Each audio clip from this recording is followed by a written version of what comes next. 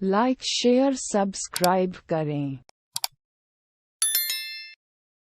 भगत सिंह जी का परिचय। भगत सिंह जी का जन्म 28 सितंबर 1907 को हुआ था। उनके माता का नाम विद्यावती और पिता का नाम सरदार किशन सिंह है। उनका जन्म स्थान बंगाचक में हुआ था। उनकी प्रारंभिक शिक्षा अपने गांव बंगा में ही की थी। फिर लाहौर के DAB स्कूल से वर्ग 9 तक की पढ़ाई की। उसके बाद में नेशनल कॉलेज लाहौर से MA किए। फिर BA के दौरान पढ़ाई छोड़ दी और क्रांतिकारी दल में शामिल हो गए। उसकी मृत्यु 23 मार्च 1931 में जियो गई थी। प्रश्न संख्या 1, विद्यार्थियों को राजनीति में भाग क्यों लेना चाहिए?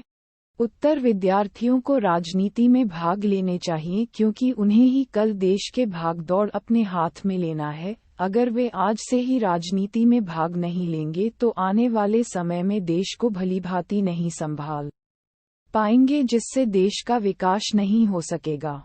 प्रश्न संख्या 2, भगत सिंह की विद्यार्थियों क्या अपेक्षाएं हैं? उत्तर, भगत सिंह विद्यार्थियों से यह अपेक्षा है कि विद्यार्थी राजनीति तथा देश की परिस्थितियों का ज्ञान प्राप्त करे और उनके सुधार का उपाय की सोचने की योग्यता प्राप्त करे। वह देश की सेवा में तन, मन, धन से जुट जाए और अपने प्राण को न्योछावर करने से पीछे न हटे। प्रश्न संख्या 3, भगत सिंह के अनुसार केवल कष्ट सहकर भी देश की सेवा की जा सकती है? उनके जीवन के आधार पर इसे प्रमाणित करें। उत्तर, भगत सिंह के अनुसार केवल कष्ट सहकर भी देश की सेवा की जा सकती है। इस बात को प्रमाणित करने के लिए उनके जीवन के अनेकों ऐसे पल हैं जहां ये बातें सटीक बैठती हैं। उन्होंने नौजवान भारत सभा की स्थापना की, जिसका उद्देश्य सेवा द्वारा कष्टों को जहां कारण एवं बलिदान करना था। उन्होंने लेजिस्लेटिव असेंबली में बम फेंका, जिसके कारण उन्हें आजीवन कारावास की सजा सुनाई गई। उनका मानना था कि विपत्तियां को पूर्ण बनाने वाली होती हैं, ऐसा उसके जीवन से सिद्ध होता है। प्रश्न संख्या 4, भगत सिंह ने कैसी मृत्यु को सुनकर कहा है? उत्तर, वे आत्महत्या को कायरता कहते हैं। इस संबंध में उनके विचारों को स्पष्ट करें। भगत सिंह के अनुसार देश सेवा के बदले दी गई मृत्यु दंड ही सुंदर मृत्यु है, क्योंकि जब देश का भाग का निर्माण हो रहा हो तो व्यक्तियों के भाग को पुनर्तः भुला देना चाहिए। संघर्ष में मरना एक आदर्श मृत्यु है। वे आत्महत्या को कायरता कहते हैं कि कोई भी व्यक्ति जो आत्महत्या करेगा वह थोड़ा दुख कष्ट सहने के चलते करेगा, वह सारा मूल्य एक क्षण में खो देना। अतः जीवन में आने वाली दुखों से भागकर आत्महत्या एक कायरता है। प्रश्न संख्या 5, भगत सिंह रूसी साहित्य को इतना महत्वपूर्ण क्यों मानते हैं? वे एक क्रांतिकारी से क्या अपेक्षाएं रखते हैं? उत्तर, भगत सिंह ने रूसी साहित्य को महत्वपूर्ण इसलिए माना जाता है क्योंकि रूसी साहित्य के प्रत्येक स्थान पर जो वास्तविकता मिलती है वह हमारे साहित्य में कदापि दिखाई नहीं देती है। उनकी कहानी में कष्टों और दुखमय स्थिति है, जिनके कारण कष्ट सहने की प्रेरणा मिलती है, नए समाप्त के निर्माण के प्रक्रिया में मदद मिलती है। अतः रूसी साहित्य सर्वकष्ट में है। प्रश्न संख्या 6, उन्हें चाहिए कि वे उन विधियों का उल्लंघन करें, परंतु उन्हें औचित्य का ध्यान रखना चाहिए, क्योंकि अनावश्यक एवं अनुचित प्रयत्न कभी भी न्यायपूर्ण नहीं माना जा सकता। भगत सिंह के इस कथन का आशय बतलाएं। इससे उनके चिंतन का कौन सा पक्ष उभरता है, वर्णन करें।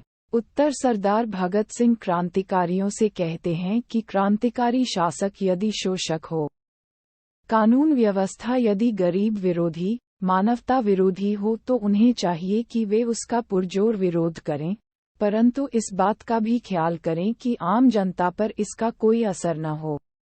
वह संघर्ष आवश्यक हो, अनुचित नहीं। संघर्ष आवश्यकता के लिए हो तो उसे न्यायपूर्ण माना जाता है, परंतु सिर्फ बदले की भावना हो तो अन्यायपूर्ण। इस संदर्भ में रूस की जारशाही का हवाला देते हुए कहते हैं कि रूस में बंदियों को बंदीगृहों में विपत्तियां सहन करना ही जारशाही का तख्ता उलटने के पश्चात उनके द्वारा जेलों के प्रबंध में क्रांति लाए जाने का सबसे बड़ा कारण था। विरोध करो, परंतु तरीका उचित होना चाहिए। न्यायपूर्ण होना चाहिए। इस दृष्टि से देखा जाए तो भगत सिंह का चिंतन मानवतावादी है, जिसमें समस्त मानव जाति का कल्याण निहित है।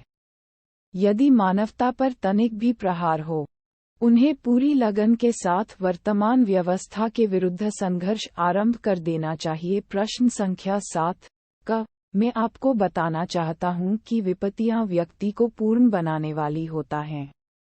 उत्तर प्रस्तुत पंक्ति हमारी हिंदी पाठ्य पुस्तक दिगंत भाग 2 के एक लेख एक पत्र शीर्षक अध्याय से ली गई है, जिसके रचयिता साहिब भगत सिंह जी है। प्रस्तुत पंक्ति में उनका मानना है कि विपत्तियां मनुष्य को पूर्ण बनाती है, अर्थात मनुष्य सुख की स्थिति ने तो बड़े ही आराम से रहते हैं, लेकिन जब उस पर कोई दुख आता है तो वह उसे दूर करने का प्रयास करता है, जिससे ज्ञान तथा कार्य करने की क्षमता बढ़ती है और वह पूर्ण हो जाता है।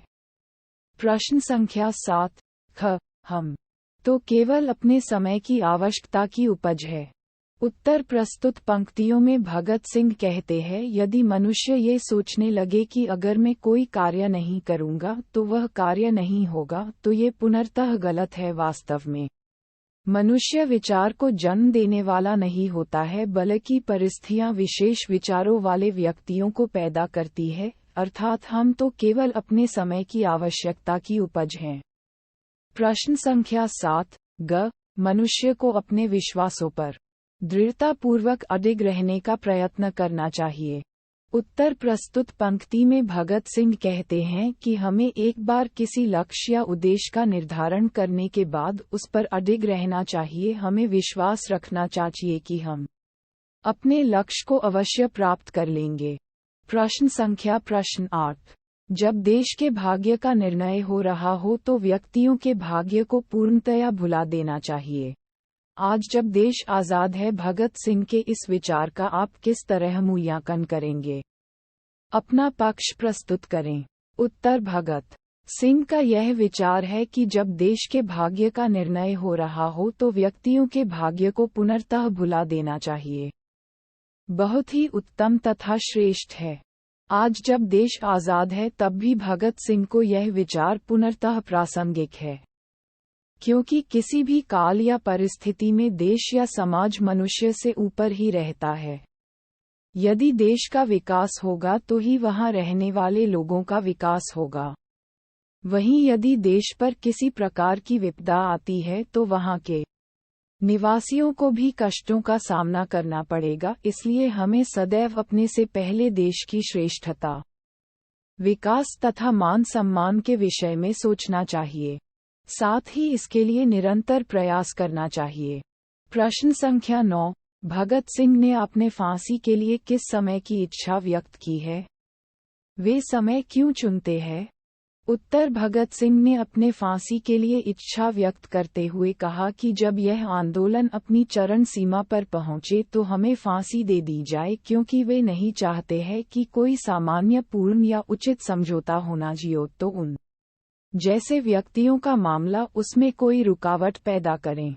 प्रश्न संख्या 10 भगत सिंह के इस पत्र से उनकी गहन वैचारिकता, यथार्थवादी दृष्टि का परिचय मिलता है। पत्र के आधार पर इसकी पुष्टि करें। उत्तर महान क्रांतिकारी भगत सिंह ने इस पत्र में 3-4 सवालों पर विचार किया है, जिनमें आत्महत्या, जेल जाना, कष्ट सहना, मृत्युदंड और रूसी साहित्य है। भगत सिंह का आत्महत्या के संबंध में विचार है कि केवल कुछ दुखों से बचने के लिए अपने जीवन को समाप्त कर लेना मनुष्य की कायरता है। ये कायर व्यक्ति का काम है। एक क्षण में समस्त पुराने अर्जित मूल्य खो देना मूर्खता है, अतः व्यक्ति को संघर्ष करना चाहिए। दूसरा, जेल जाना भगत सिंह व्यर्थ नहीं मानते, क्योंकि रूस की जारशाही का तख्ता पलट बंदियों का बंदी गृह में कष्ट सहने का कारण बना। अतः यदि आंदोलन को तीव्र करना है तो कष्ट सहन से नहीं डरना चाहिए। लाइक, शेयर, सब्सक्राइब करें।